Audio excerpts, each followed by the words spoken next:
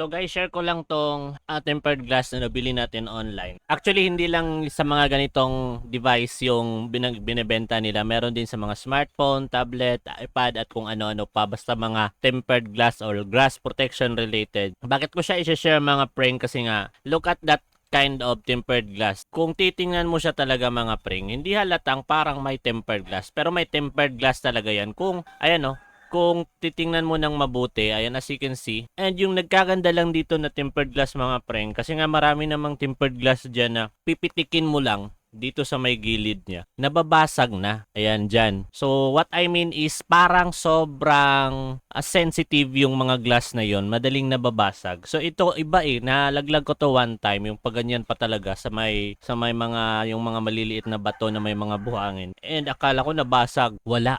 And kita mo naman yan. Napabilib lang talaga ako sa kanya. Yan, alikabok lang yan. So, pupunasan muna natin to make it sure na makikita nyo talaga na sobrang solid yung pagkakagawa ng tempered glass nila. Ayan, as you can see. So, pati yung sa screen natin, ayan, grabe. Hindi halata nga may tempered glass, diba? O, pero tempered glass yan, yung nasa ano natin, makikita mo yung sa corner. Tempered glass yan. Ito na tempered glass, ganito ng tempered glass talaga yung hinahanap ko mga friend. Kasi marami naman dyan mura, pero mapapamura ka kasi nga 1 week lang, basag na. Hindi mo naman sinasadya na naipit sa bulsa or whatsoever na basag. So ito iba siya, parang meron siyang hindi ko alam nabibend siya ng kaunti or whatsoever. So tsaka yung sa gilid niya, hindi siya totally yung corner niya pa-curve ng kaunti. Makikita mo, mapapansin mo dyan mga pring, pa-curve yan ng kaunti. At saka dito, tingnan mo, pa-curve yan ng kaunti mga pring. Sobrang ganda ng pagkakagawa, sobrang sulit ng pagkakagawa. Kaya napapabilib ako sa mga nagbebenta ng tempered glass na hindi lang mura, kundi kasama na yung quality. Kaya salute sa inyo mga pring.